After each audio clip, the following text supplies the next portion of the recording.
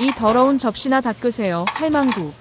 강남의 한 고급 레스토랑 주방 구석에서 70대 할머니가 고개를 숙인 채 설거지를 하고 있었고 20대 주방 보조가 기름때 묻은 냄비를 할머니 앞에 거칠게 내던지는 순간 할머니의 손이 잠깐 멈칫했지만 아무 말 없이 다시 수세미를 들었는데 그 손엔 70년 세월의 주름과 함께 아무도 눈여겨보지 않는 하나의 흔적이 있었다. 바로 오른손 검지 첫마디에 남은 펜 굳은 살, 평생 글을 쓴 사람만이 갖는 그 흔적을 아무도 알아보지 못했다. 계속 이야기가 궁금하면 구독과 좋아요 눌러주세요. 영상 제작에 큰 힘이 됩니다. 윤희숙 70세. 겉보기엔 평범한 설거지 아주머니였지만 그녀의 과거는 아무도 상상하지 못할 만큼 화려했고 30년 전만 해도 서울대 국문학과 정교수로 재직하며 수백 명의 제자들을 가르쳤으며 그녀가 쓴 논문 조선시대 여성문학의 재해석은 학계의 필독서가 되었고 정년 퇴임식 때는 300명이 넘는 제자들이 찾아와 은사님, 평생 건강하세요라며 눈물을 흘렸던 그 영광이 이제는 아득한 옛날 이야기처럼 느껴졌다. 할머니, 빨리 좀 하세요. 손님 많아서 접시 부족해요. 매니저의 재촉에 윤 교수는 네 알겠습니다 하고 작게 대답하며 손을 더 빠르게 움직였는데 뜨거운 물에 손을 담글 때마다 관절이 쑤셨지만 표정 하나 바꾸지 않았고 왜냐하면 이 일이 필요했기 때문이었으며 시급 9,860원, 하루 8시간 일하면 한 달에 170만 원을 벌 수 있었고 월세 30만 원을 내고 나면 생활비로 140만 원이 남았으며 그것만으로도 감사해야 했다. 에휴, 저 나이에 무슨 설거지를 하시나? 지나가던 주방장이 혀를 차며 중얼거렸지만 그는 몰랐다. 이 할머니가 왜 이곳에 서 있는지, 그리고 6개월 전까지만 해도 60평 아파트에서 여유롭게 살았던 사람이 어떻게 월세 30만 원짜리 반지하로 떨어졌는지 그 누구도 몰랐으며 윤 교수 본인도 가끔은 이 모든 것이 악몽 같다는 생각이 들었다. 6개월 전, 그날도 윤 교수는 평범한 아침을 시작했고 넓은 거실에서 커피를 마시며 창밖을 바라보고 있었는데 현관문이 급하게 열리며 큰아들 민수가 헐레벌떡 들어왔고 그의 얼굴은 창백했으며 손에는 서류 뭉치를 들고 있었다. 어머니, 큰일 났어요. 민수의 떨리는 목소리에 윤 교수는 불길한 예감이 들었고 작은 아들 준호도 뒤따라 들어오며 형, 어머니한테 어떻게 말씀드려? 하고 난처한 표정을 지었는데 민수는 무릎을 꿇으며 윤 교수 앞에 서류를 펼쳤다. 어머니, 회사가 부도 직전이에요. 특허 소송에서 져서 40억 원을 배상해야 하는데 은행에서 대출도 안 해주고. 윤 교수는 서류를 천천히 읽었고 IT 스타트업을 운영하던 큰아들의 회사가 경쟁사의 특허 침해 소송에 휘말려 법원에서 패소 판결을 받았으며 3년 전만 해도 승승장구하던 회사가 한순간에 나락으로 떨어진 것이었는데 문제는 작은 아들 준호가 형의 회사에 전 재산 3억 원을 투자했다는 것이었고 형제가 함께 무너질 위기였다. 그래서 엄마한테 뭘 바라는 거니? 윤 교수가 차분하게 물었고 민수는 고개를 들지 못한 채 떨리는 목소리로 대답했다. 어머니 집을 담보로 잡아서 대출을 받아야 해요. 15억만 있으면 회사를 살릴 수 있어요. 뭐라고? 윤 교수의 목소리가 높아졌고 그녀는 두 아들을 번갈아 보며 믿을 수 없다는 표정을 지었는데 이 집은 남편이 평생 모은 돈으로 산 유일한 자산이었으며 남편이 암투병 중에도 여보, 이 집만은 끝까지 지켜요. 당신이 늙었을 때 의지할 곳이니까라고 했던 그 약속이 떠올랐다. 어머니, 제발요. 우리 정말 이번이 마지막이에요. 새로운 투자자만 구하면 다 해결돼요. 준호도 함께 무릎을 꿇었고 두 아들이 눈물을 흘리며 빌자 윤 교수의 가슴은 찢어질 것 같았는데 결국 그녀는 긴 한숨을 내쉬며 고개를 끄덕였다.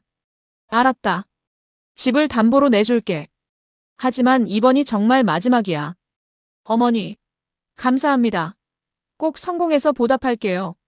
민수와 준호는 어머니에게 절을 하며 감사해했고 윤 교수는 그들의 뒷모습을 보며 이번만큼은 잘 될 거야라고 스스로를 위로했지만 마음 한구석에는 불안감이 자리 잡고 있었다. 그로부터 정확히 3개월 후 윤 교수가 가장 두려워했던 일이 현실이 되었고 민수의 회사는 결국 부도가 났으며 약속했던 투자자는 나타나지 않았고 은행에서는 담보로 잡힌 집을 경매에 넘겼으며 60평 아파트는 새 주인을 만났고 윤 교수는 짐을 싸야 했다. 어머니, 정말 죄송해요. 저 때문에. 민수가 어머니 방에 들어와 바닥에 주저앉아 울었지만 윤 교수는 담담하게 옷을 개며 말했다. 괜찮다. 이미 일어난 일이니까. 어머니, 저희 집에서 같이 사세요. 제발요. 아니다. 엄마는 혼자 살 거야. 사실 윤 교수는 며느리 혜진의 차가운 시선을 이미 느끼고 있었고, 며느리는 시어머니가 집을 담보로 내준 것을 두고 그렇게 똑똑하시다던 분이 아들한테 그런 바보 같은 짓을 하시냐며 뒤에서 수군거렸으며, 작은 며느리 수정 역시 우리 애들 교육비는 어떡하라고 시어머니가 집을 날렸냐고 남편에게 매일 불평했던 것을 윤 교수는 다 듣고 있었고, 그 집에 들어가면 더 큰 상처만 받을 것이 뻔했다. 윤 교수는 월세 30만 원짜리 반지하 원룸으로 이사했고, 교수 연금 월 180만 원으로 생활하려 했지만 의료비와 생활비를 쓰고 나면 남는 게 없었으면 결국 일자리를 찾아 나섰는데 70대 여성을 고용할 곳은 많지 않았다. 할머니, 나이가 너무 많으신데요. 학력이 높으시면 오히려 일하기 힘드실 거예요. 젊은 사람도 힘들어하는 일인데. 수십 곳을 알아봤지만 번번이 거절당했고, 그러던 중 한 레스토랑 주방에서 설거지 아르바이트를 구한다는 공고를 받으며 윤 교수는 이력서에 학력란을 중졸로 적고 나이를 67세로 낮췄었으며 면접을 볼 때도 최대한 자세를 낮추고 열심히 하겠습니다만 반복했다. 할머니 힘들어요. 하루 8시간 서서 일해야 하는데 괜찮으세요? 네, 괜찮습니다. 제가 할 수 있습니다. 시급 9,860원인데 주 5일 하시면 한 달에 170만 원 정도예요. 감사합니다. 정말 감사합니다. 그렇게 윤희숙 교수는 서울대 국문학과 정교수에서 고급 레스토랑 설거지 아주머니가 되었고, 평생 학생들에게 존경받던 손으로 이제는 기름때 묻은 접시를 닦기 시작했으며 출근 첫날 주방장이 할머니, 이거 제대로 안 씻겼어요. 하고 소리치자 윤 교수는 죄송합니다 하고 고개를 숙였고, 옆에서 20대 직원들이 킥킥거리며 저 할머니 얼마나 버티실까? 하고 속삭이는 소리가 들렸지만 그녀는 참았다. 자존심도 자부심도 이 순간만큼은 모두 내려놓아야 했고, 왜냐하면 살아남아야 했기 때문이었으며, 저녁에 반지하 방으로 돌아오면 붓기 오른 다리를 주무르며 책상 서랍에 넣어둔 옛날 제자들의 편지를 꺼내보곤 했는데, 교수님 덕분에 인생이 바뀌었습니다. 선생님의 가르침을 평생 잊지 않겠습니다. 라는 문장들이 눈에 들어올 때마다 눈물이 났지만, 그녀는 편지를 다시 서랍 깊숙이 넣으며 혼잣말을 했다. 이제 그런 건 다 필요 없어. 지금은 그냥 살아남아야지. 한 달이 지나고 윤 교수는 일에 점점 익숙해졌으며 주방 직원들의 무시도 이제는 그냥 흘려들을 수 있게 되었고, 매일 같은 시간에 출근해서 8시간 동안 서서 설거지를 하고 퇴근하는 일상이 반복되었는데, 어느 날 저녁 VIP 손님이 온다는 소식에 주방이 긴장감에 휩싸였다. 오늘 중요한 손님 오신대. 다들 정신 차려. 매니저가 소리쳤고 윤 교수도 평소보다 더 꼼꼼하게 설거지를 했는데 홀에서 들려오는 목소리에 그녀의 손이 멈칫했다. 사장님, 오랜만입니다. 그 목소리는 낯익었고 윤 교수는 조심스럽게 주방 문틈으로 홀을 바라봤는데 거기에는 정장을 차려입은 40대 남성이 레스토랑 사장과 악수를 나누고 있었으며 그 남성의 얼굴을 본 순간 윤 교수의 심장이 쿵 내려앉았다. 박준영, 내 제자. 20년 전 서울대에서 자신이 가장 아꼈던 제자, 가난한 집안에서 자라 장학금으로 대학을 다녔지만 누구보다 열심히 공부했고 지금은 대기업 임원이 된 박준영이 바로 저기 서 있었으며 윤 교수는 재빨리 고개를 돌려 주방 구석으로 몸을 숨겼는데 만약 그가 자신을 알아본다면 얼마나 실망할까 하는 생각에 가슴이 철렁 내려앉았고 평생 존경받던 스승이 이제는 설거지를 하는 모습을 보여줄 수는 없었다. 할머니. 뭐해요? 설거지 밀렸어요. 주방 보조가 소리쳤고 윤 교수는 황급히 네 하고 대답하며 다시 수세미를 들었지만 손은 계속 떨렸고 눈에서는 뜨거운 것이 흘러내렸지만 그것이 설거지물인지 눈물인지 스스로도 알 수 없었으며 그날 밤 윤 교수는 처음으로 이 일을 그만둬야 하나 하는 생각을 했지만 다음 날 아침 또다시 레스토랑으로 향하는 자신을 발견했고 왜냐하면 다른 선택지가 없었기 때문이었다. 박준영은 그날 밤 내내 잠을 이루지 못했고 레스토랑 주방에서 본 그 할머니의 뒷모습이 자꾸만 떠올랐으며 분명히 윤희숙 교수님이었는데 왜 저곳에서 설거지를 하고 계실까 하는 의문이 머릿속을 떠나지 않았고 다음 날 아침 그는 회사에 지각할 뻔하면서도 레스토랑으로 달려갔다. 사장님, 어제 주방에 계셨던 설거지 하시는 할머니 계세요? 박준영이 숨을 헐떡이며 물었고 사장은 고개를 갸웃하며 아, 윤 씨 말씀이세요? 오늘은 쉬는 날이라 안 나오셨는데요 하고 대답했으며 박준영은 혹시 연락처 좀 알 수 있을까요? 하고 물었지만 사장은 죄송합니다. 직원 개인정보는 알려드릴 수 없어요 하고 거절했다. 박준영은 레스토랑 앞에서 한참을 서성이다가 결국 사무실로 돌아갔지만 일에 집중할 수 없었고 회의 중에도 자꾸만 교수님 생각이 났으며 그는 비서에게 사립탐정 좀 알아봐줘. 급한 일이야 하고 지시했는데 비서가 무슨 일이세요? 하고 물었지만 박준영은 내 개인적인 일이니까 조용히 처리해줘 하고만 대답했다. 한편 윤 교수는 쉬는 날 반지하 방에서 멍하니 앉아 있었고 어제 박준영을 본 후로 마음이 편치 않았으며 내일 출근하면 또 마주칠까 하는 두려움에 잠도 제대로 오지 않았는데 바로 그때 휴대폰이 울렸고 작은 아들 준호에게서 온 문자였다. 어머니, 죄송해요. 이번 달도 도움 못 드릴 것 같아요.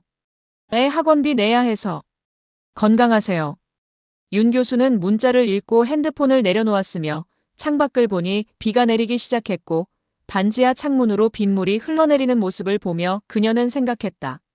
내가 평생 뭘 위해 살았나 하는 허무함이 밀려왔지만 그녀는 고개를 저으며 일어나 작은 냄비에 라면을 끓였고 계란 하나를 넣어 저녁을 해결했으며 예전에는 레스토랑에서 외식을 즐겼지만 이제는 한 달에 한 번 라면 먹는 것도 사치처럼 느껴졌다. 다음 날 윤 교수는 다시 레스토랑으로 출근했고 다행히 박준영은 보이지 않았으며 그녀는 안도의 한숨을 쉬며 설거지를 시작했는데 점심시간이 지나고 오후 3시쯤 주방장이 다가와 할머니, 오늘 누가 할머니 찾아왔는데 제가 못 만나게 했어요 하고 말했다. 누가요? 어제 왔던 그 VIP 손님이요. 할머니 연락처 달라고 했는데 제가 직원 개인정보는 못 드린다고 했죠. 윤 교수는 가슴이 철렁 내려앉았고 박준영이 자신을 찾고 있다는 것을 확신하게 되었으며 그녀는 감사합니다. 저 그분 모르는 사람이에요 하고 거짓말을 했지만 주방장은 이상하네요. 그분이 할머니를 윤 교수님이라고 부르시던데 하고 의아해했다. 착각하신 거예요. 저는 교수 같은 거 아니고 그냥 평범한 할머니예요. 윤 교수가 단호하게 말하자 주방장은 더 이상 묻지 않았지만 그날 오후 내내 윤 교수는 불안했고 혹시 박준영이 다시 올까봐 주방 문을 힐끗힐끗 쳐다봤으며 퇴근 시간이 되자 평소보다 빨리 옷을 갈아입고 뒷문으로 나가려 했는데 바로 그때였다. 교수님!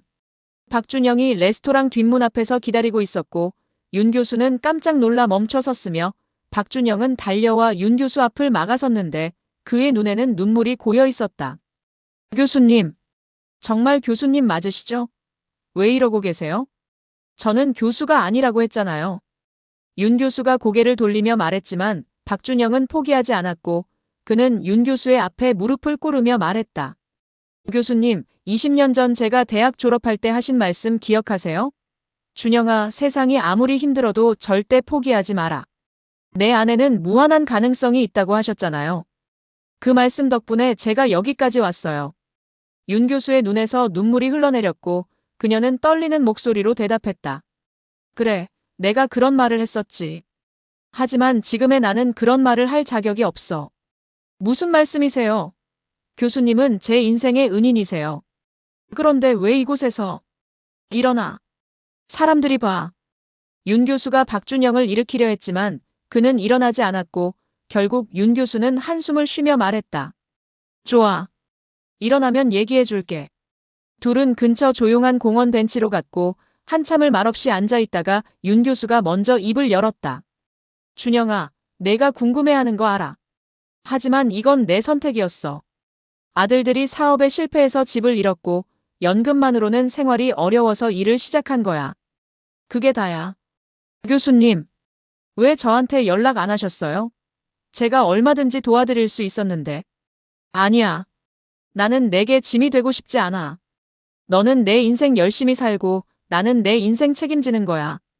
박준영은 주먹을 불끈 쥐었고 그는 윤 교수를 똑바로 쳐다보며 단호하게 말했다. 교수님, 죄송하지만 저는 포기 못해요. 20년 전 교수님이 저를 포기하지 않으셨던 것처럼 저도 교수님을 포기하지 않을 겁니다. 준영아. 교수님, 내일부터 우리 회사로 출근해 주세요. 시니어 자문위원으로 모시고 싶어요. 월급은 500만 원 드릴게요. 안 돼. 나는 자선 받고 싶지 않아. 윤 교수가 목소리를 높였고 박준영은 조용히 대답했다. 자선이 아니에요. 교수님의 지식과 경험이 우리 회사에 정말 필요해요. 우리가 지금 문화 콘텐츠 사업을 시작하는데 한국 고전문학 전문가가 필요하거든요. 윤 교수는 한참을 고민했고 박준영의 진심 어린 눈빛을 보니 거절하기가 어려웠으며 결국 그녀는 작게 고개를 끄덕였다. 알았어. 하지만 조건이 있어.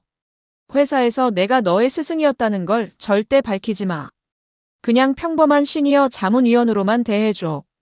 교수님, 이건 내 자존심이야. 제발 들어줘. 박준영은 결국 고개를 끄덕였고 그날 밤 윤 교수는 반지하 방으로 돌아와 처음으로 편안한 잠을 잤는데 오랜만에 희망이라는 것을 느꼈기 때문이었다. 일주일 후 윤 교수는 레스토랑을 그만두고 박준영의 회사로 출근했고 깔끔한 사무실과 자기만의 책상이 주어졌으면 동료들은 그녀를 윤 선생님이라고 불렀고 윤 교수는 20년 만에 다시 존중받는 느낌을 받았으며 한국 고전문학을 현대 콘텐츠로 만드는 프로젝트에 참여하면서 그녀의 전문성이 빛을 발하기 시작했다. 윤 선생님, 이 아이디어 정말 훌륭한데요? 젊은 직원들이 감탄하며 말했고 윤 교수는 쑥스럽게 웃으며 아니야.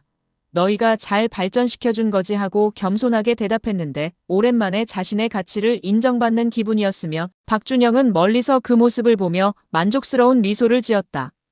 하지만 문제는 다른 곳에서 터졌고 어느 날 윤 교수의 큰아들 민수가 회사로 찾아왔으며 그는 경비실에서 어머니 계세요? 윤희숙 선생님이요 하고 물었고 직원이 네 계신데요. 누구시죠? 하고 묻자 민수는 아들입니다 하고 대답했으며 그 소리를 들은 박준영의 얼굴이 굳어졌다. 교수님 아들이라고? 그럼 설마. 박준영은 재빨리 1층으로 내려갔고 거기서 민수를 만났는데 민수는 초라한 옷차림에 수척한 얼굴이었으면 박준영이 무슨 일로 오셨습니까? 하고 물었고 민수는 어머니 좀 만나고 싶어서요 하고 대답했지만 그의 눈빛에는 다른 의도가 보였다.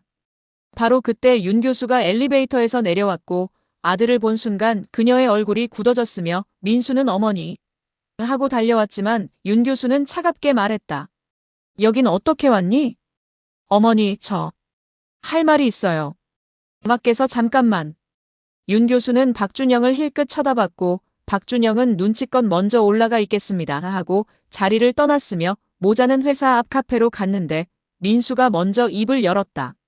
어머니, 돈 좀 빌려주실 수 있어요? 50만 원만. 윤 교수는 한숨을 쉬었고 그녀는 가방에서 지갑을 꺼내 30만 원을 꺼내주며 말했다. 이게 다야. 그리고 다음부턴 이런 식으로 찾아오지 마. 나도 일하는 사람이야. 어머니, 죄송해요. 정말 죄송해요.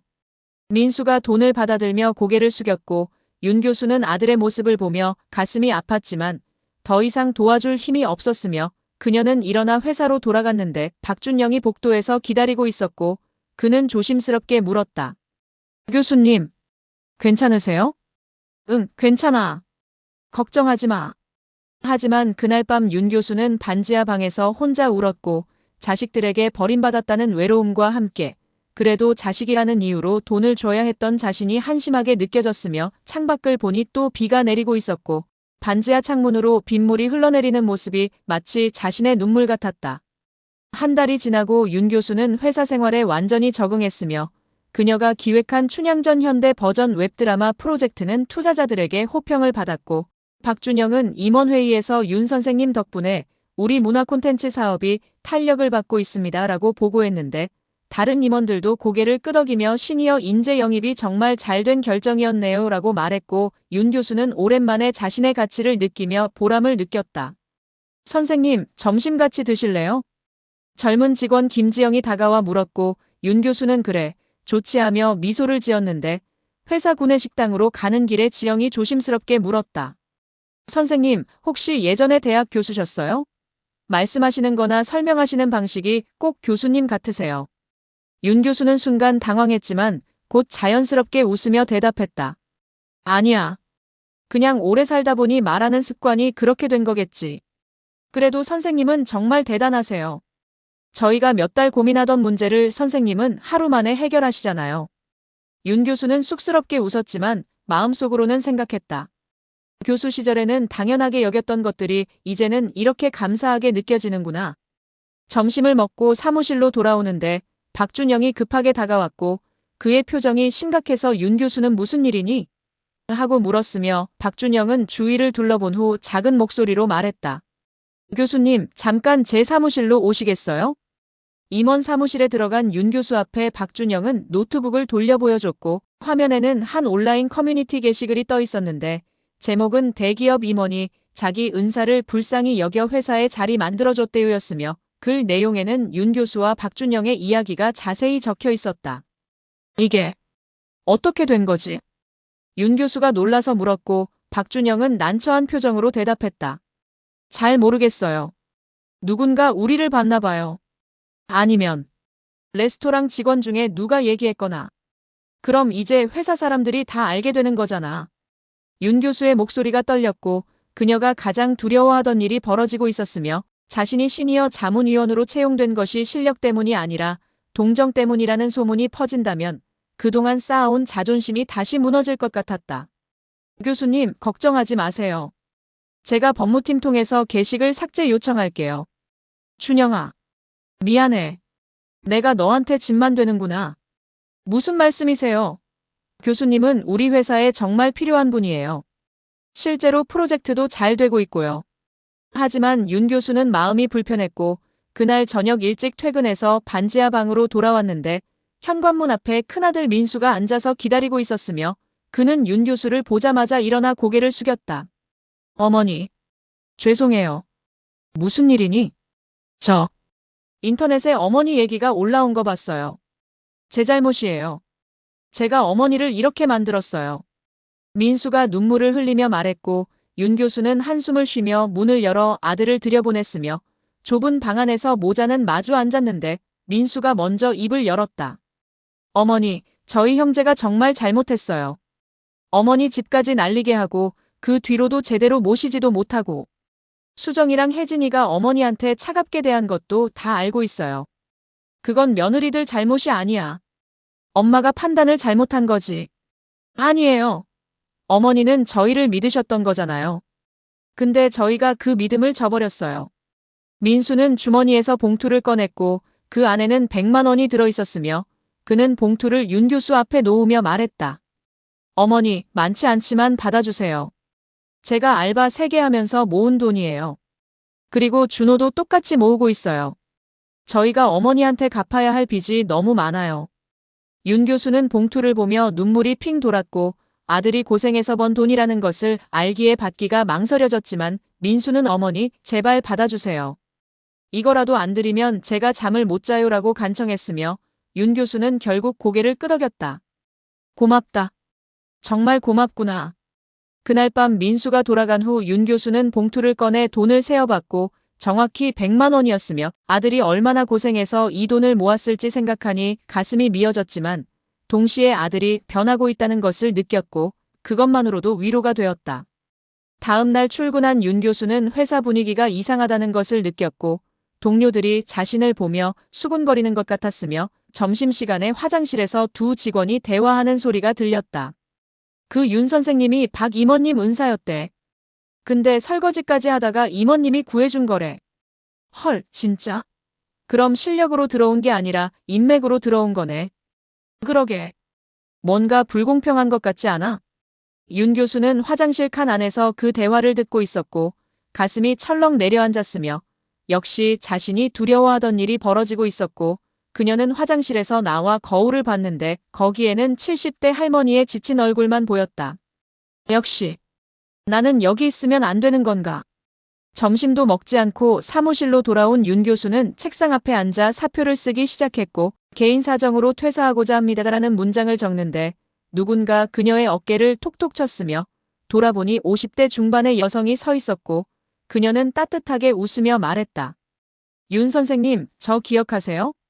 25년 전 서울대 국문학과 졸업생 한미선이에요. 윤 교수는 놀라서 그녀를 쳐다봤고 한미선은 자신의 명함을 건네며 말했다. 저는 이 회사 인사부 상무예요. 오늘 선생님이 우리 회사 계신다는 소식을 듣고 찾아왔어요. 미선아. 너였구나. 얼마만이니? 25년 만이에요, 교수님. 아니, 이제 선생님이라고 불러야 하나요? 한미선이 윤 교수의 손을 잡았고 그녀는 책상 위의 사표를 보며 표정이 굳어졌으며 선생님, 이게 뭐예요? 하고 물었고 윤 교수는 내가 있으면 회사에 피해가 될 것 같아서라고 작게 대답했다. 무슨 말씀이세요? 제가 프로젝트 보고서 다 봤어요. 선생님 아이디어가 얼마나 훌륭한데요. 하지만 사람들이 내가 실력이 아니라 인맥으로 들어왔다고. 그게 뭐가 문제예요? 선생님, 세상 모든 사람이 인맥으로 시작해요. 중요한 건 그 다음에 뭘 보여주느냐 하는 거잖아요. 한미선은 윤 교수의 사표를 찢으며 단호하게 말했다.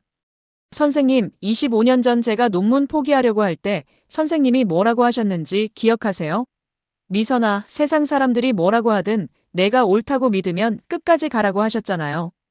그 말씀 덕분에 제가 논문 완성했고 박사 학위 받았어요. 윤 교수는 그때를 기억해냈고 한미선은 정말 성실한 학생이었지만 자신감이 부족해서 늘 포기하려 했으며 자신이 끊임없이 격려해서 결국 훌륭한 논문을 완성했던 기억이 떠올랐다. 미선아. 선생님, 이제는 제가 선생님을 격려할 차례예요. 포기하지 마세요. 선생님은 우리 회사에 꼭 필요한 분이에요. 바로 그때 박준영이 달려왔고 그는 숨을 헐떡이며 교수님 큰일 났어요. 하고 외쳤으며 윤 교수와 한미선이 놀라서 쳐다보자 박준영은 핸드폰을 보여줬는데 화면에는 뉴스 기사가 떠 있었다. 서울대 명예교수 윤희숙 아들 사업 실패로 전 재산 날려. 현재 생활고에 시달려. 기사에는 윤 교수의 과거부터 현재까지의 상황이 자세히 적혀 있었고 댓글에는 대학 교수까지 하신 분이 왜 자식 판단을 그렇게 못했을까? 그래도 제자들이 도와주니 다행이네. 자식 잘못 만나면 인생 망한다는 등의 반응이 있었으며 윤 교수는 기사를 읽으며 얼굴이 새하얘졌다. 이게 어떻게? 교수님, 제가 알아보니까 레스토랑 직원 중 한 명이 언론사에 제보한 것 같아요. 박준영이 분노하며 말했고 한미선도 이건 개인정보 침해예요. 법적 대응해야 해요라고 말했지만 윤 교수는 고개를 저었다. 아니야. 이미 기사가 났는데 뭘 어떻게 해. 그냥 이대로 두자. 교수님. 괜찮아. 어차피 숨길 수 없는 일이었어. 이제 다들 알게 됐으니 오히려 편할지도 모르지.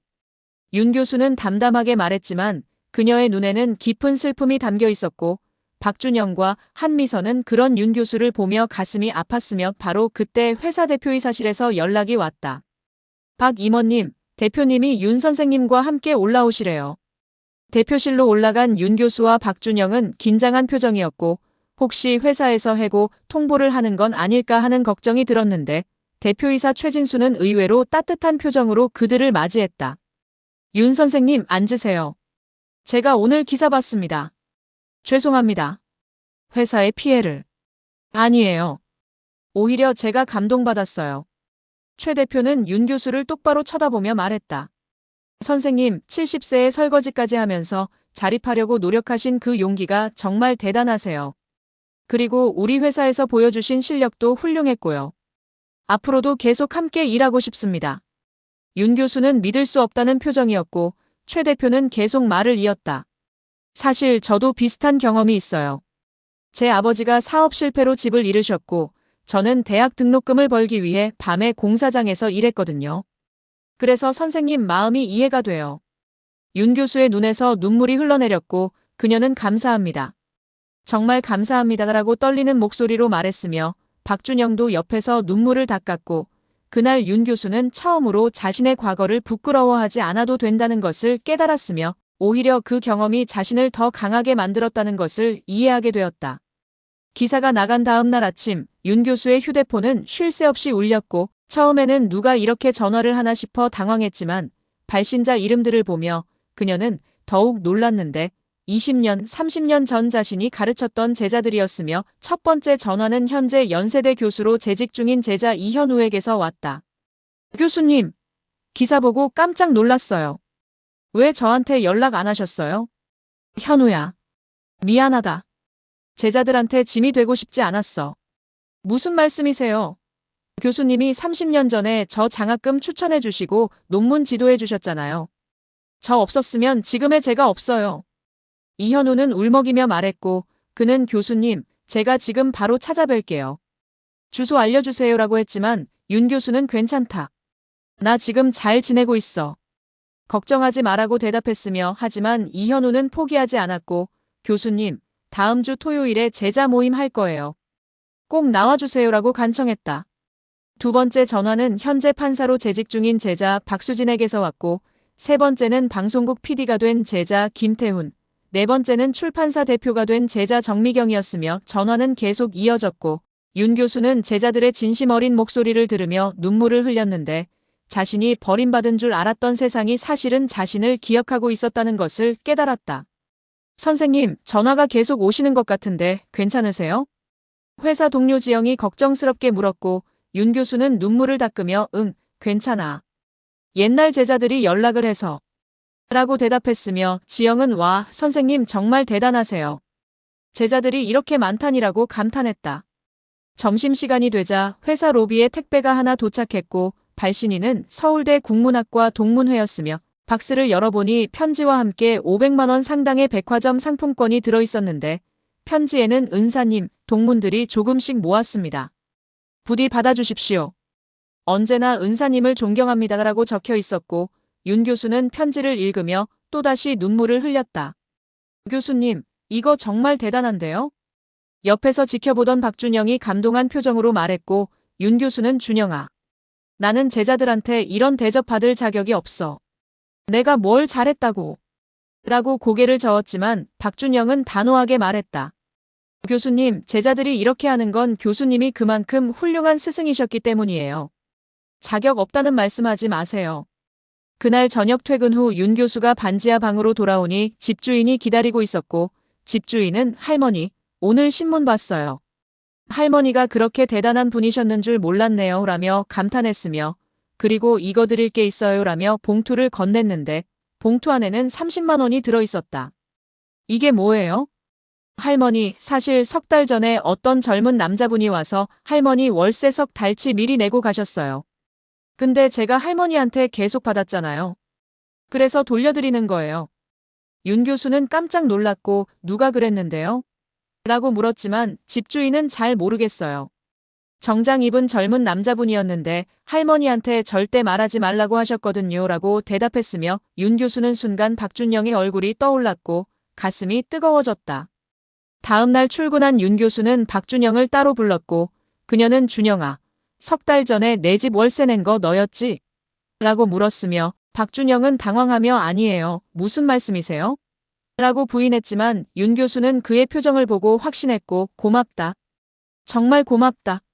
너 같은 제자 둬서 내가 복받았어 라고 말하며 눈물을 흘렸다. 교수님, 제가 한 건 아무것도 아니에요. 교수님이 저한테 해주신 것에 비하면. 아니야. 충분히 고마워.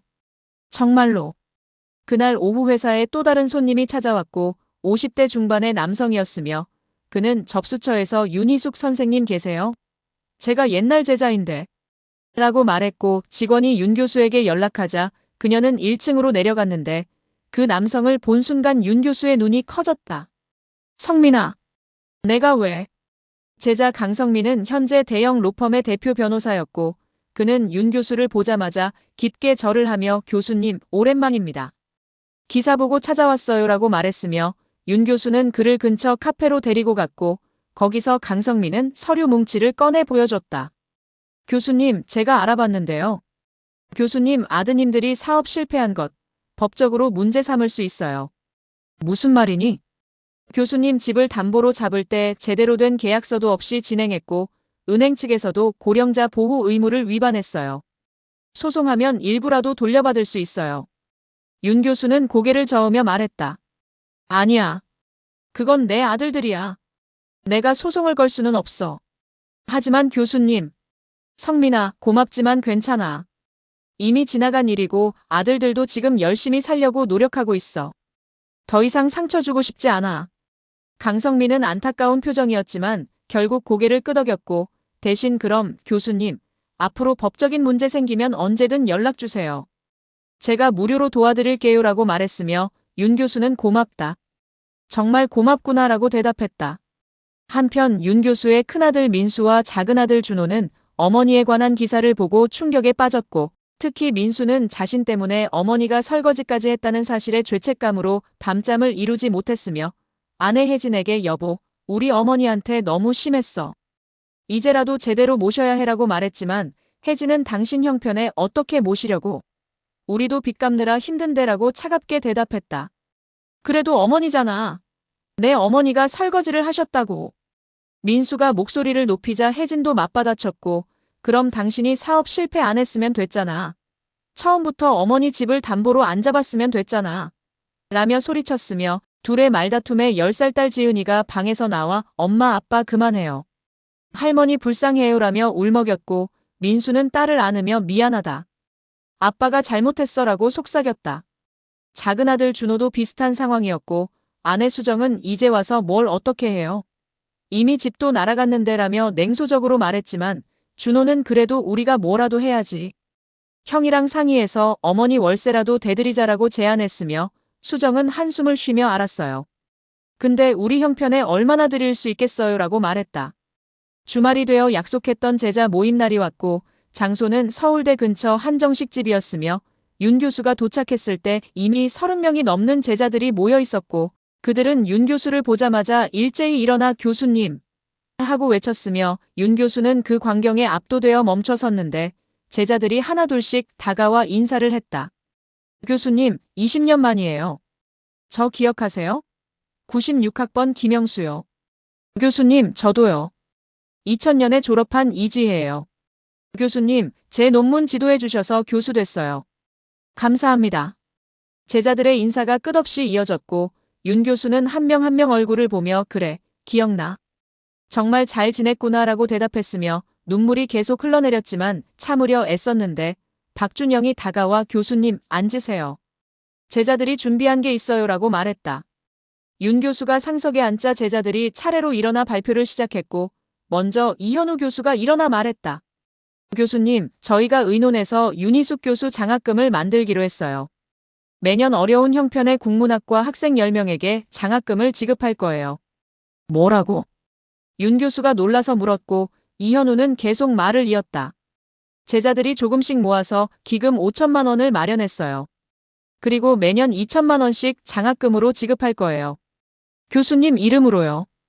윤 교수는 믿을 수 없다는 표정이었고 제자 정미경이 일어나 말했다. 그리고 교수님, 제가 출판사 대표거든요. 교수님이 쓰신 논문들을 모아서 책으로 출판하고 싶어요. 윤희숙 교수의 한국 여성문학 연구라는 제목으로요. 미경아, 교수님 연구가 정말 훌륭한데 일반인들은 잘 모르잖아요. 저희가 대중적으로 풀어서 책으로 만들면 많은 사람들이 읽을 수 있어요. 윤 교수는 이제 눈물을 참을 수 없었고 그녀는 얼굴을 손으로 가리며 흐느꼈는데 제자들도 함께 눈물을 흘렸으며 박준영이 다가와 윤 교수의 어깨를 토닥이며 교수님, 저희가 있잖아요. 교수님은 혼자가 아니에요라고 속삭였다. 고맙다. 정말 고맙다. 너희들이 이렇게 성장해서 선생님이 너무 자랑스럽고 행복하다. 윤 교수가 떨리는 목소리로 말했고 제자들은 박수를 치며 교수님 사랑합니다. 라고 외쳤으며 그날 윤 교수는 평생 가장 행복한 날을 보냈고 자신이 버림받은 것이 아니라 많은 사람들의 사랑을 받고 있다는 것을 깨달았으며 70년을 살아온 인생에서 가장 따뜻한 순간이었다. 모임이 끝나고 집으로 돌아가는 길 윤 교수의 휴대폰에 큰아들 민수에게서 문자가 왔고 어머니, 다음 주 일요일에 저희 집에서 식사하실래요? 지은이가 할머니 보고 싶대요라는 내용이었으며 윤 교수는 잠시 망설이다가 그래, 갈게라고 답장을 보냈고 비록 완벽하게 회복된 것은 아니지만 조금씩 관계가 나아지고 있다는 것을 느꼈으며 그것만으로도 감사했다. 일요일 아침 윤 교수는 평소보다 일찍 일어나 옷을 골랐고 반지하 방 작은 옷장에서 그나마 괜찮은 블라우스와 바지를 꺼내 입었으며 거울을 보니 70대 할머니의 모습이었지만 오늘만큼은 손녀에게 초라한 모습을 보이고 싶지 않았고 머리를 단정하게 빗으며 작게 한숨을 쉬었는데 며느리 혜진의 차가운 시선이 떠올랐지만 그래도 손녀 지은이를 보고 싶은 마음이 더 컸다. 할머니. 민수네 집 현관문이 열리자마자 지은이가 달려와 윤 교수를 껴안았고 윤 교수는 손녀를 꼭 안으며 우리 지은이 많이 컸네. 할머니가 못 본 사이에. 라고 속삭였으며 지은이는 할머니 보고 싶었어요. 신문에서 봤는데 할머니가 너무 힘드셨다며요? 라고 물었고 윤 교수는 아니야, 할머니는 괜찮았어. 지은이만 건강하면 되라고 대답하며 손녀의 머리를 쓰다듬었다. 거실로 들어가니 며느리 혜진이 어색한 표정으로 서 있었고 그녀는 어머니, 오랜만이에요 라고 인사했으며 윤 교수는 그래, 잘 지냈니? 라고 담담하게 대답했는데 혜진의 눈가가 붉어진 것을 보니 그녀도 많이 울었던 것 같았고 민수는 부엌에서 음식을 준비하고 있었으며 어머니, 제가 오늘 직접 요리했어요. 어머니 좋아하시는 된장찌개랑 불고기 만들었어요 라고 말했다. 내가 요리를? 윤 교수가 놀라서 물었고 민수는 쑥스럽게 웃으며 요즘 알바하면서 식당 일도 배웠거든요. 어머니한테 맛있는 거 해드리고 싶었어요 라고 대답했으며 윤 교수는 아들이 변했다는 것을 느꼈고 예전 같으면 부엌에 들어가 본 적도 없던 아들이 이렇게 요리를 하다니 세월이 사람을 바꾸는구나 싶었다. 식탁에 둘러앉아 식사를 시작했고 처음에는 어색한 침묵이 흘렀지만 지은이가 할머니, 학교에서 우리 할머니 신문에 나왔다고 친구들이 부러워했어요 라고 말하며 분위기를 풀었으며 윤 교수는 그래, 할머니가 유명해졌나 보네라고 웃으며 대답했는데 지은이는 응. 친구들이 할머니 멋있다고 했어요. 힘들어도 포기 안 하고 일하셨다고라고 말했고 윤 교수는 손녀의 말에 눈시울이 뜨거워졌다. 어머니. 혜진이 조심스럽게 입을 열었고 그녀는 고개를 숙이며 말했다. 죄송해요. 제가 어머니한테 너무 심하게 대했어요. 뒤에서 나쁜 말도 하고. 정말 잘못했어요. 윤 교수는 며느리를 보며 작게 한숨을 쉬었고 괜찮아. 나도 이해해. 너희들도 힘들었을 거야 라고 대답했으며 혜진은 눈물을 흘리며 어머니 용서해 주세요. 앞으로 잘할게요 라고 말했고 민수도 어머니, 저도 정말 죄송해요. 제 잘못이에요. 사업만 생각하고 어머니 생각은 안 했어요 라며 고개를 숙였다. 아니야. 너희들도 최선을 다한 거잖아. 단지 운이 안 좋았던 거고. 윤 교수가 아들의 손을 잡으며 말했고 민수는 어머니의 손을 꼭 쥐며 어머니, 제가 꼭 성공해서 어머니 집 다시 마련해 드릴게요. 약속할게요 라고 다짐했지만 윤 교수는 고개를 저으며 그런 거 필요 없어. 엄마는 지금도 충분히 행복해. 너희들이 건강하고 지은이가 잘 자라주는 것만으로도 고마워라고 말했으며 그 말에 민수네 가족 모두 눈물을 흘렸다. 식사 후 거실에서 차를 마시는데 작은 아들 준호와 며느리 수정, 그리고 두 아들이 찾아왔고 준호는 어머니를 보자마자 무릎을 꿇으며 어머니 죄송합니다. 형 사업에 투자하면서 어머니한테 집만 드렸어요 라고 말했으며 수정도 어머니, 제가 많이 삐뚤어져 있었어요. 용서해 주세요 라고 고개를 숙였고 윤 교수는 두 아들 네 가족을 보며 다들 일어나. 이제 지나간 일이야. 우리 다시 시작하자라고 말했다. 어머니, 저희가 상의했어요. 앞으로 형제가 매달 50만 원씩 어머니 생활비로 드리기로 했어요. 준호가 말했고 민수도 네, 저희가 알바 3개씩 해서라도 꼭 드릴게요 라고 덧붙였지만 윤 교수는 고개를 저으며 아니야. 나는 지금 회사에서 월급 받고 있어. 너희들이 그 돈으로 애들 교육비 쓰고 빚 갚아라고 말했는데 민수는 어머니, 그래도 라고 하려 했지만 윤 교수는 단호하게 엄마 말 들어. 너희들이 빨리 빚 갚고 다시 일어서는 게 엄마한테는 더 큰 효도야 라고 말했다. 그날 오후 윤 교수는 두 아들 네 가족과 함께 근처 공원을 산책했고 손주들이 뛰어노는 모습을 보며 벤치에 앉아 있었는데 민수와 준호가 양옆에 앉으며 어머니 행복하세요? 라고 물었고 윤 교수는 응, 지금이 가장 행복해. 너희들이 변했다는 걸 보니까 라고 대답했으며 두 아들은 어머니의 손을 잡으며 어머니 사랑해요 라고 속삭였고 윤 교수는 눈물을 닦으며 엄마도 사랑한다라고 대답했다. 다음 주 월요일 회사에 출근한 윤 교수는 박준영에게 불려 임원실로 갔고 거기에는 대표이사 최진수도 함께 있었으며 최 대표가 먼저 입을 열었다.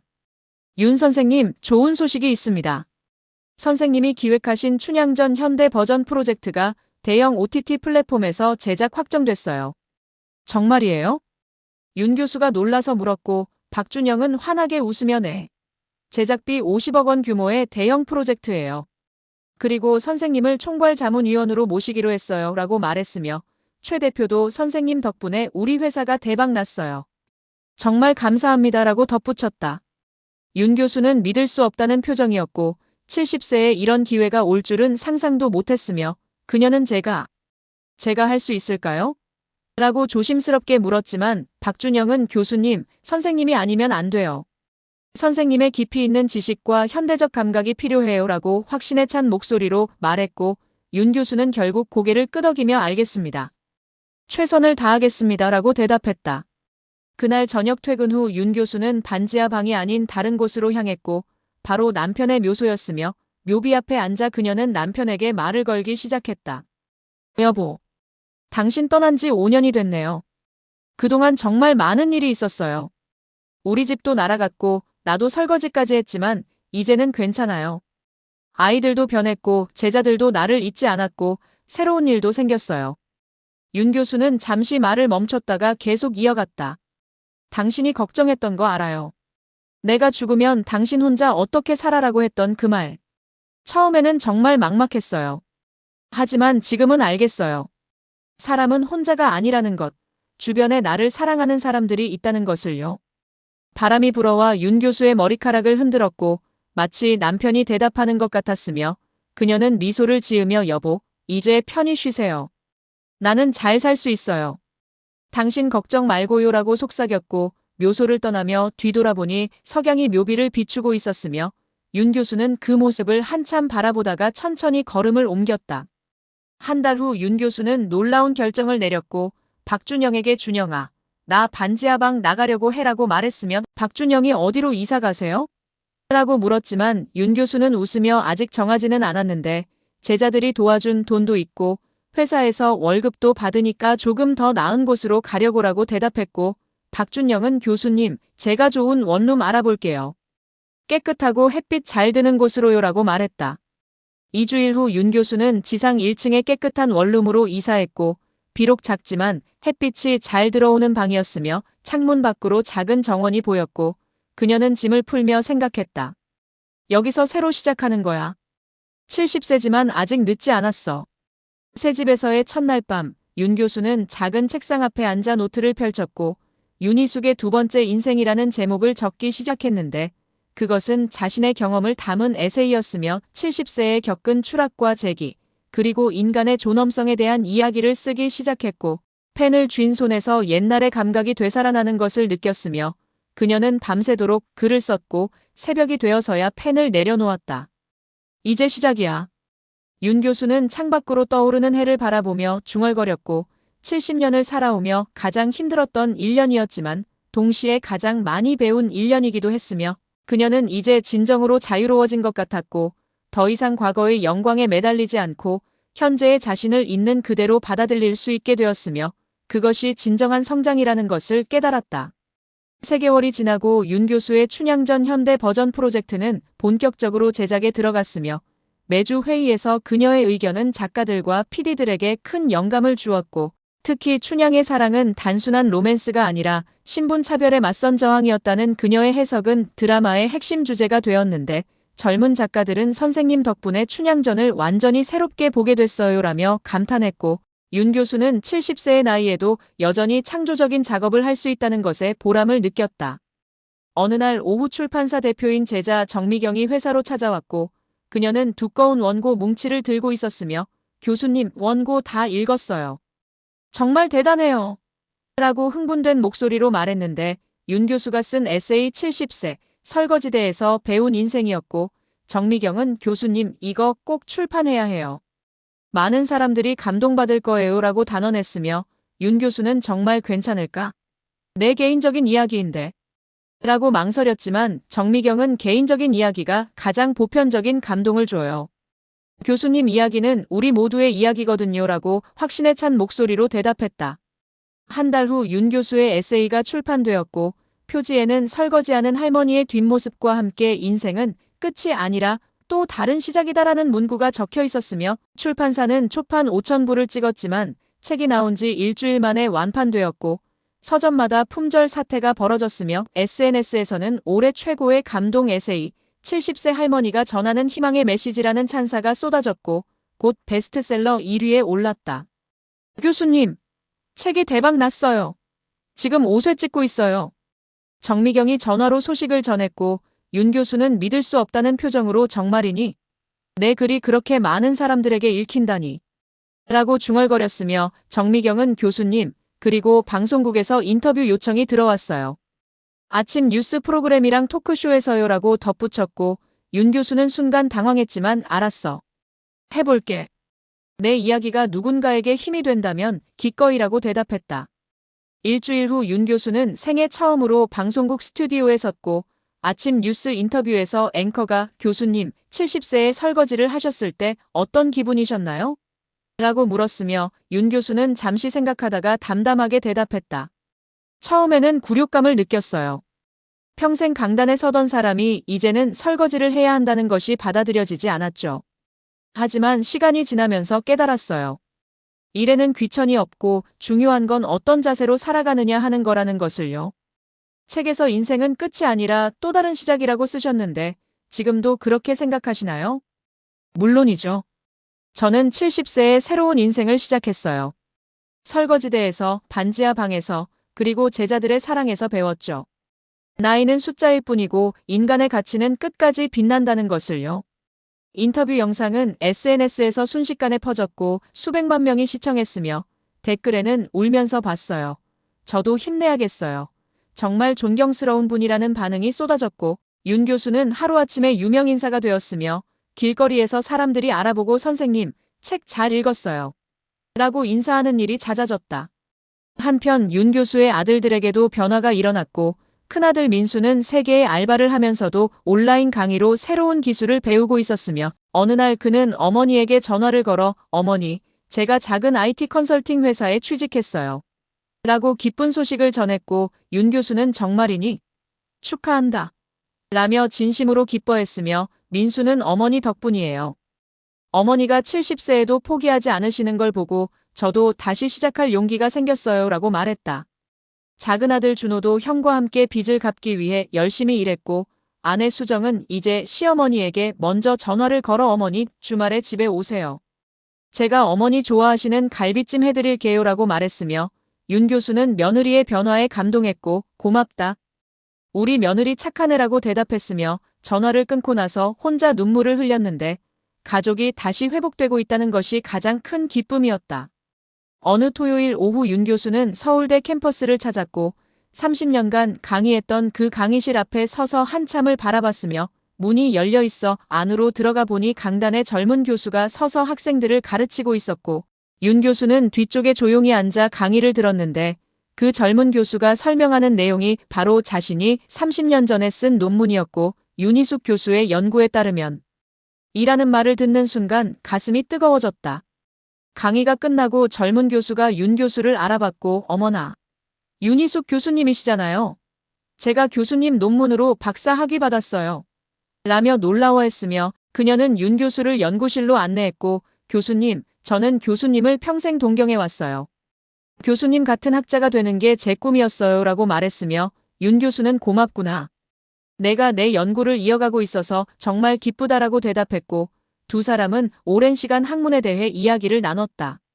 저녁 무렵 캠퍼스를 나서는데 휴대폰이 울렸고 박준영이었으며 교수님 좋은 소식이에요. 교수님이 올해 자랑스러운 서울대인 상을 받으시게 됐어요. 라고 흥분된 목소리로 말했고 윤 교수는 뭐라고? 내가? 라고 놀라서 물었으며 박준영은 네. 학문적 업적과 함께 70세의 나이에도 새로운 도전을 멈추지 않은 용기를 인정받으셨대요라고 설명했다. 한 달 후 시상식 날 윤 교수는 단정한 한복을 입고 서울대 대강당에 섰고 수백 명의 동문들과 제자들이 자리를 가득 메웠으며 총장이 직접 상패를 전달하며 윤희숙 교수님은 우리 모두에게 인생의 진정한 의미를 가르쳐 주셨습니다라고 말했고 윤 교수가 단상에 올라 수상 소감을 말하려는 순간 객석에서 우레와 같은 박수가 터져 나왔으며 그녀는 잠시 눈물을 참다가 입을 열었다. 저는 70세에 모든 것을 잃었습니다. 집도 자존심도 심지어 가족의 사랑까지 잃은 것 같았습니다. 하지만 제가 발견한 것은 인간에게는 빼앗을 수 없는 것이 있다는 사실입니다. 바로 다시 일어설 수 있는 용기와 배울 수 있는 능력입니다.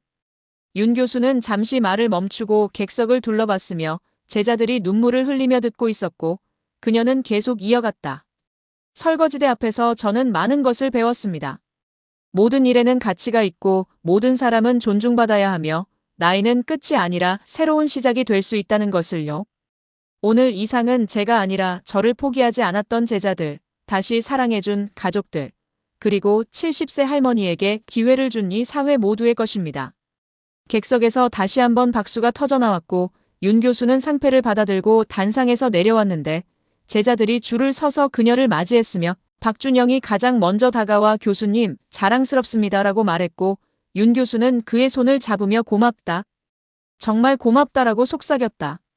시상식이 끝나고 저녁 만찬이 준비되었으며 윤 교수의 테이블에는 두 아들네 가족이 모두 자리했고 손녀 지은이가 할머니 정말 멋있어요. 라고 말하자 윤 교수는 손녀를 안으며 우리 지은이 덕분이야. 할머니가 너 보고 싶어서 포기하지 않고 살았거들라고 말했고 민수와 준호는 양옆에서 어머니의 손을 잡으며 어머니 사랑합니다라고 말했으며 윤 교수는 두 아들을 보며 엄마도 사랑한다. 너희들이 다시 일어선 것이 가장 자랑스럽다라고 대답했다. 만찬이 끝나고 캠퍼스를 거닐며 윤 교수는 하늘을 올려다봤고 별들이 반짝이고 있었으며 그녀는 남편에게 말을 걸듯이 중얼거렸다. 여보, 봤어요? 우리가 이겼어요. 힘든 시간도 있었지만 결국 이겨냈어요. 이제 당신도 안심하고 쉬세요. 바람이 불어와 윤 교수의 옷자락을 흔들었고 마치 남편이 잘했어, 수고했어 라고 말하는 것 같았으며 그녀는 미소를 지으며 천천히 걸음을 옮겼는데 앞에서 박준영과 다른 제자들이 기다리고 있었고 교수님, 같이 가요. 라고 손을 흔들었으며 윤 교수는 그들을 향해 걸어갔고 70년을 살아온 인생에서 가장 행복한 순간이었으며 인생은 정말로 끝이 아니라 또 다른 시작이라는 것을 온몸으로 느꼈다. 윤 교수의 삶은 완전히 달라져 있었으며 그녀는 더 이상 설거지대 앞에 서 있지 않았고 대신 매주 금요일 오후면 서울 시내 한 커뮤니티 센터에서 시니어를 위한 인문학 강좌를 진행하고 있었는데 60대부터 80대까지 다양한 연령의 어르신들이 그녀의 강의를 듣기 위해 모였고 오늘도 강의실은 50명의 수강생들로 가득 찼으며 윤 교수는 단상에 서서 미소를 지으며 입을 열었다. 여러분, 오늘은 허난설원의 시를 함께 읽어볼까요? 조선시대 여성 시인이 남긴 규원가는 단순한 한탄이 아니라 시대를 향한 외침이었습니다. 수강생 중 한 명인 75세 박 할머니가 손을 들어 질문했고 선생님, 저희도 선생님처럼 늦게라도 뭔가 시작할 수 있을까요? 저는 이제 너무 늙은 것 같아서. 라고 말했으며 윤 교수는 따뜻하게 웃으며 대답했다. 박 선생님, 제가 설거지를 시작한 게 70세였어요. 그리고 책을 출판한 게 71세였고요. 나이는 숫자일 뿐입니다. 중요한 건 지금 이 순간 무엇을 하고 싶으냐는 거죠. 강의가 끝나고 수강생들이 하나둘씩 윤 교수에게 다가와 인사를 나눴고 한 60대 남성은 선생님 덕분에 제가 시 쓰기를 시작했어요. 정년퇴직 후 우울했는데 이제는 매일 아침 시를 한 편씩 써요라고 말했으며 윤 교수는 정말 잘하셨어요. 계속 쓰세요. 언젠가 시집으로 엮어보는 것도 좋겠네요 라고 격려했고 그 남성은 눈물을 글썽이며 감사합니다. 선생님이라고 인사했다. 저녁이 되어 윤 교수는 약속 장소인 강남의 한 레스토랑으로 향했고 놀랍게도 그곳은 1년 전 자신이 설거지를 했던 바로 그 레스토랑이었으며 입구에서 잠시 망설이다가 문을 열고 들어가니 주방장과 매니저가 반갑게 맞이했다. 할머니, 아니 선생님, 정말 오랜만이에요. 주방장이 달려와 악수를 청했고 윤 교수는 그의 손을 잡으며 그동안 잘 지냈어요? 레스토랑은 잘 되고 있고요? 라고 물었으며 주방장은 네, 덕분에 잘 되고 있어요. 그리고 선생님 책 읽었어요. 감동받았어요. 제가 선생님한테 너무 함부로 대한 것 같아서 죄송했어요 라고 고개를 숙였고 윤 교수는 아니에요. 그때는 제가 서툴러서 그랬던 거예요. 이해해요 라고 웃으며 대답했다. 예약된 테이블로 가니 박준영과 제자들 10여 명이 기다리고 있었고 그들은 윤 교수를 보자마자 일어나 박수를 쳤으며 교수님 출간 1주년 축하드립니다. 라고 외쳤는데 오늘은 윤 교수의 에세이 출간 1주년 기념 모임이었고 책은 지금까지 30만 부가 팔렸으며 여전히 베스트셀러 상위권을 유지하고 있었다. 교수님, 건배하시죠. 교수님의 새로운 인생을 위해. 박준영이 잔을 들었고 모두가 따라 잔을 들어 건배했으며 윤 교수는 눈시울이 뜨거워지는 것을 느꼈지만 참으며 여러분 덕분입니다. 정말 고맙습니다 라고 말했다. 식사 중간에 제자 정미경이 일어나 발표했고, 교수님, 좋은 소식이 있어요. 교수님 에세이가 일본과 미국에서도 출판되기로 했어요. 라고 말하자 테이블에서 환호성이 터져나왔으며 윤 교수는 놀라서 정말이니? 외국에서도? 라고 물었고 정미경은 네. 더 프로페서 후 와슈트 디셔즈라는 제목으로 나갈 거예요. 전 세계 사람들이 교수님 이야기를 읽게 될 거예요. 라고 흥분된 목소리로 말했다. 그리고 교수님, 영화 제작사에서도 연락이 왔어요. 교수님 이야기를 영화로 만들고 싶대요. 박준영이 덧붙였고 윤 교수는 어안이 벙벙한 표정으로 내 이야기가 영화로? 라고 되묻었으며 제자들은 웃으며 당연하죠. 이렇게 감동적인 스토리가 어디 있어요? 라고 말했고 윤 교수는 한참을 말없이 있다가 조용히 말했다. 여러분, 제가 1년 전만 해도 반지하 방에서 라면으로 끼니를 때우며 내일을 두려워했어요. 하지만 지금 이 자리에 앉아서 여러분과 함께 웃고 있잖아요. 인생은 정말 알 수 없는 것 같아요. 교수님, 그건 교수님이 포기하지 않으셨기 때문이에요. 박준영이 진지하게 말했고 윤 교수는 고개를 끄덕이며 맞아. 포기하지 않았던 것. 그게 가장 중요했던 것 같아라고 대답했다. 식사가 끝나갈 무렵 깜짝 손님이 나타났고 바로 윤 교수의 두 아들네 가족이었으며 손녀 지은이가 꽃다발을 들고 달려와 할머니. 축하해요. 라고 외쳤고 윤 교수는 손녀를 안으며 어머, 너희들이 왜 여기에? 라고 물었으며 큰아들 민수가 어머니, 저희가 빠질 수 없죠. 어머니 기념일인데 라고 웃으며 대답했다.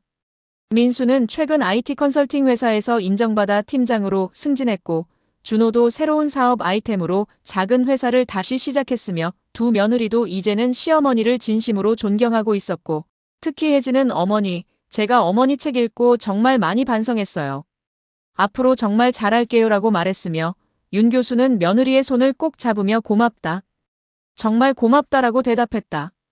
그날 밤 집으로 돌아온 윤 교수는 책상 앞에 앉아 노트를 펼쳤고 그녀는 새로운 책을 쓰기 시작했는데 제목은 다시 피는 꽃이었으며 이번에는 자신과 같은 처지의 시니어들을 위한 실용적인 안내서였고 70세의 새로운 일자리 찾기, 존엄성을 지키며 일하는 법, 가족과의 관계 회복하기 같은 내용들이 담길 예정이었다. 한 달 후 윤 교수는 또 다른 프로젝트를 시작했고 바로 시니어 멘토링 프로그램이었으며 은퇴한 전문가들과 어려움을 겪는 시니어들을 연결해주는 사업이었는데 박준영의 회사가 후원했고 벌써 100명이 넘는 시니어들이 등록했으며 윤 교수는 직접 멘토로 활동하며 매주 5명의 시니어들과 만나 상담을 진행했다. 선생님, 저는 65세에 회사에서 정리해고 당했어요. 이제 어떻게 살아야 할지 모르겠어요. 한 남성이 눈물을 흘리며 말했고 윤 교수는 그의 손을 잡으며 조용히 말했다. 제가 70세에 설거지를 시작했을 때도 똑같은 생각을 했어요. 하지만 제가 발견한 건 끝이라고 생각했던 곳이 사실은 새로운 시작이었다는 거예요. 당신도 할 수 있어요. 제가 도와드릴게요. 그날부터 윤 교수는 그 남성의 이력서를 함께 다시 쓰고 면접 준비를 도왔으며 자신감을 회복할 수 있도록 격려했고 3개월 후 그 남성은 한 중소기업의 고문으로 채용되었으며 윤 교수에게 전화를 걸어 선생님 감사합니다. 제가 다시 일할 수 있게 됐어요. 라고 기쁜 소식을 전했고 윤 교수는 축하해요. 당신이 포기하지 않았기 때문이에요 라고 대답하며 미소를 지었다. 어느 일요일 오후 윤 교수는 손주들을 데리고 남산타워에 올랐고 지은이와 준호네 두 아들이 함께였으면 전망대에서 서울 시내를 내려다보며 지은이가 물었다. 할머니, 1년 전에는 정말 힘드셨어요? 윤 교수는 손녀의 머리를 쓰다듬으며 대답했다. 응, 힘들었어. 하지만 그 시간이 있었기에 지금의 할머니가 있는 거야. 힘든 시간은 우리를 더 강하게 만들어주거든. 할머니, 저도 나중에 힘든 일이 생기면 어떻게 해요? 지은아, 그때는 이렇게 생각해. 이것도 지나갈 거야. 그리고 나는 할 수 있어라고. 그러면 반드시 길이 보여. 손녀가 고개를 끄덕이며 할머니를 꼭 안았고 윤 교수는 손녀를 안으며 서울 시내를 바라봤는데 저 아래 어딘가에 자신이 1년 전 설거지를 했던 레스토랑이 있고 반지하 방이 있었지만 이제 그곳은 더 이상 고통의 장소가 아니라 새로운 시작의 장소였으며 윤 교수는 깊은 숨을 들이마시며 중얼거렸다. 고맙다. 그 힘든 시간들아. 너희가 나를 여기까지 데려왔구나. 해가 지기 시작했고 서울 시내에 불빛이 하나둘씩 켜지기 시작했으며 윤 교수는 손주들의 손을 잡고 천천히 걸음을 옮겼는데 71세의 할머니는 더 이상 설거지하는 사람이 아니라 수많은 사람들에게 희망을 주는 멘토였고 베스트셀러 작가였으며 사랑받는 할머니이자 존경받는 스승이었다. 그날 밤 집으로 돌아온 윤 교수는 마지막으로 일기를 썼고 오늘로 나의 새로운 인생 1년이 지났다. 70세의 모든 것을 잃었지만 71세의 모든 것을 되찾았다. 아니, 잃은 것보다 더 많은 것을 얻었다.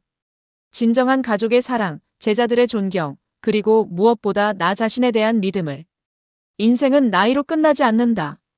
숨쉬는 한 우리는 계속 피어날 수 있다. 꽃잎은 지지만 향기는 남는 법이니까라고 적었고 펜을 내려놓으며 창밖을 바라봤는데 달이 밝게 빛나고 있었다. 윤희숙 71세. 그녀의 이야기는 끝이 아니라 여전히 진행 중이었고 내일도 모레도 그녀는 계속 새로운 꽃을 피울 것이며 그 향기는 많은 사람들에게 희망과 용기를 전할 것이다. 3년 후 윤희숙 교수는 74세가 되었고 그녀가 만든 시니어 멘토링 프로그램은 전국 50개 도시로 확대되었으며 수천 명의 시니어들이 새로운 인생을 시작했고 그녀의 세 번째 책 나이 드는 것이 축복인 이유는 또다시 베스트셀러가 되었으며 손녀 지은이는 장문대회에서 나의 할머니라는 제목으로 대상을 받았고 윤 교수는 여전히 매주 강의를 하며 웃고 있었다. 인생은 끝이 아니다. 다만 계속되는 시작일 뿐이다.